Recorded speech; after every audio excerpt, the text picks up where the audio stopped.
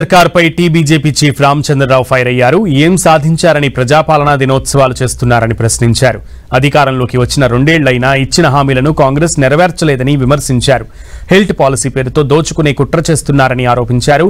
Declaration పేర్లతో ప్రజలను వంచారని, అందుకే ప్రజా వంచనా దినోత్సవాన్ని నిర్వహిస్తున్నట్లుగా రామచంద్రరావు చెప్పారు.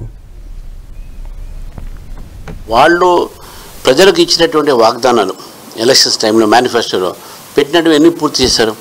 2 సంవత్సరాలు మీ ప్రజా పరిపాలన కింద విజయోత్సవాలు జరుపుకుంటున్నారు. మీకు ఏం నైతిక అధికారం ఉంది జరుపుకోవడానికి?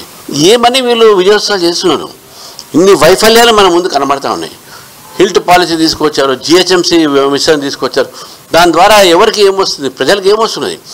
మీరు కేవలం రియల్ ఎస్టేట్ వాళ్ళ కోసమే చేస్తున్నటువంటి విధానాలు తీసుకొస్తున్నారు, కానీ ప్రజలకు మంచి జరిగే విధానం ఏది తీసుకోండి. కాబట్టి మీ యొక్క ప్రజా వ్యతిరేక పరిపాలన ఒకటి, మీరు వైఫల్యం చెందినటువంటి ఒక పరిపాలన ఒకటి ఈ తెలంగాణ ప్రశ్నిస్తుంది.